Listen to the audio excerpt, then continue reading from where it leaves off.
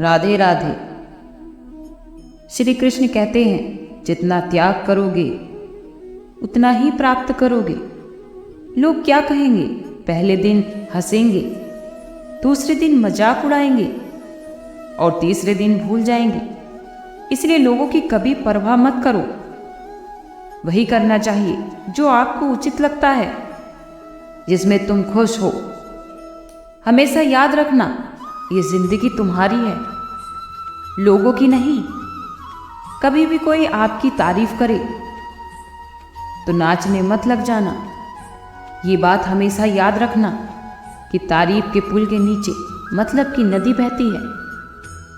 कभी भी हमारे जीवन में समस्याएं बिना किसी वजह के नहीं आती, बल्कि उनका आना तो एक इशारा होता है कि हमें अपने जीवन में कुछ न कुछ तो बदलना है। जिंदगी की सबसे अच्छी और सबसे खराब बात यही है कि समय एक साथ नहीं रहने वाला।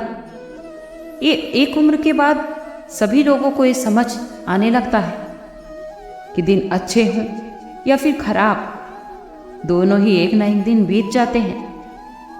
जिंदगी के कुछ अध्याय ऐसे होते हैं जिन्हें आज नहीं तो कल बंद होना ही होता है। जो रिश्ते आपके लिए है ही नहीं, उन्हें जबरदस्ती पकड़ने से कोई फायदा नहीं। भले ही आपको जीवन भर अकेले रहना पड़े, लेकिन जबरदस्ती किसी से कभी मत करना, क्योंकि रिश्ते जबरदस्ती के नहीं होते। वो हमेशा प्यार और भावनाओं से जुड़े होते हैं। जिंदगी में आगे बढ़ने के लिए कभी कभी पीछे भी हटना पड़ता है। कद्र और वक्त भी कमाल के होते हैं। जिसकी कद्र करो वो वक्त नहीं देता, और जिसको वक्त दो वो कद्र नहीं करता।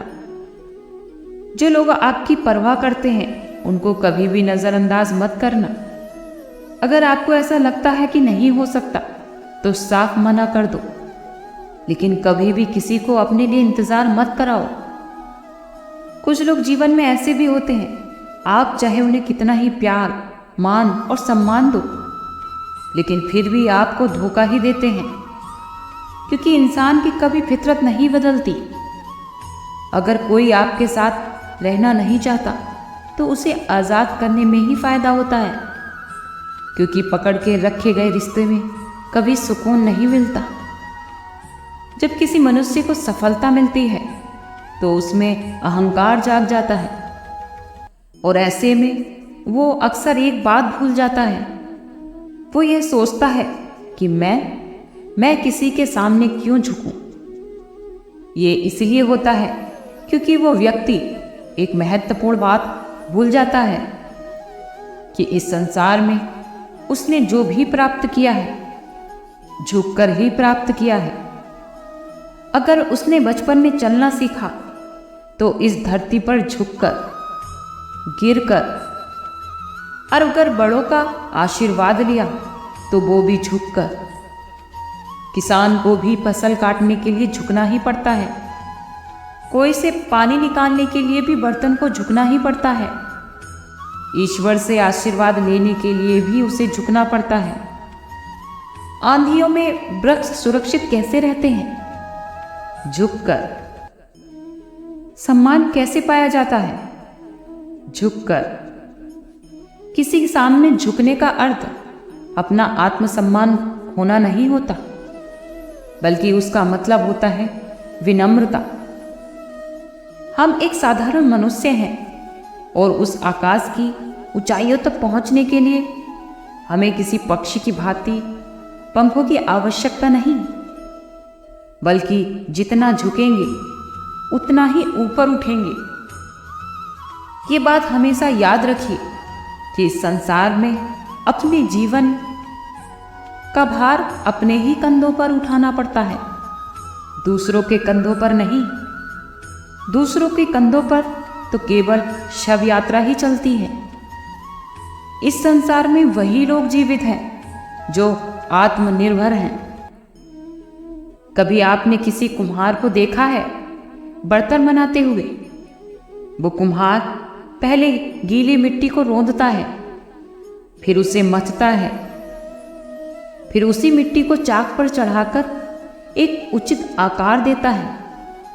यदि अगर आकार ठीक से ना बने तो वह उसे तुरंत ही ठीक कर देता है, क्योंकि उसे पता है कि अगर एक बार इसको आग पर रख दिया जाए, एक बार अगर इसे पका दिया गया, तो उसके बाद इस पात्र का आकार नहीं बदला जा सकता। यहाँ पर एक सीख छुपी है सभी माता पिता के लिए।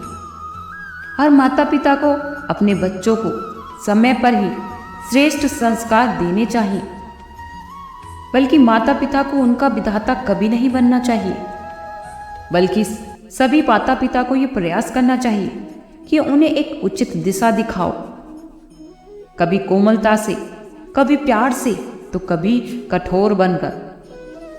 उस बच्चे के जीवन को, उसके व्यक्तित्व को एक आकार देने का प्रयत्न करना चाहिए।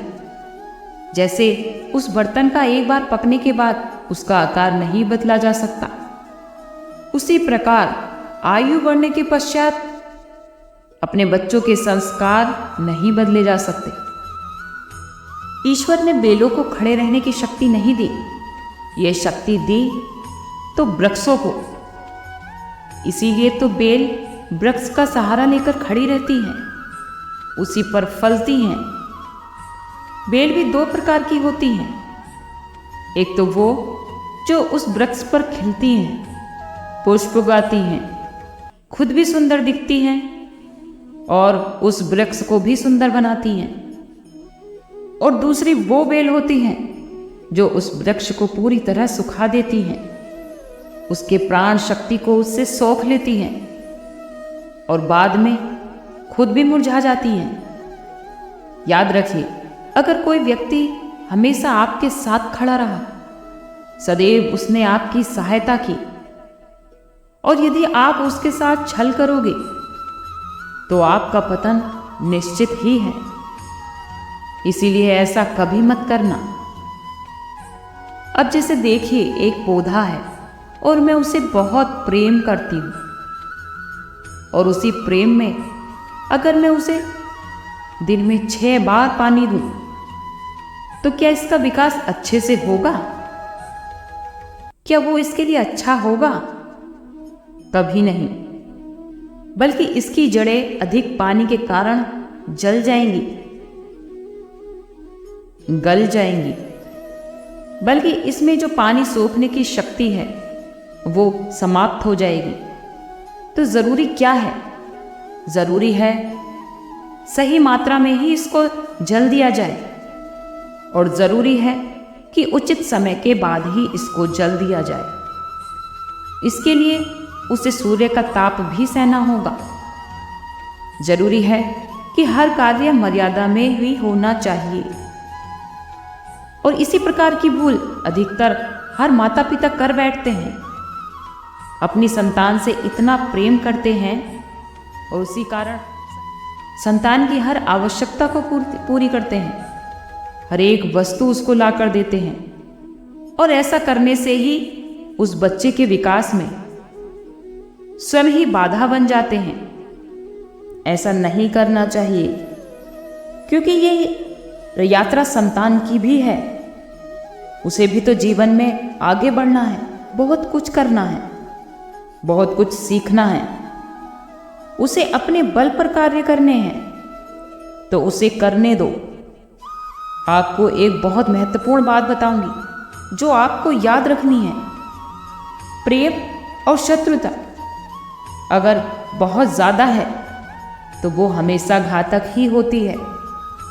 हर चीज में एक संतुलन होना चाहिए, क्योंकि अति से ज़्यादा कुछ भी शुभ नहीं होता। अगर आपको वीडियो अच्छी लगे तो लाइक कीजिए, सब्सक्राइब कीजिए। आज के लिए इतना ही। कल फिर मिलते हैं एक नई वीडियो के साथ। खुश रहिए, स्वस्थ रहिए।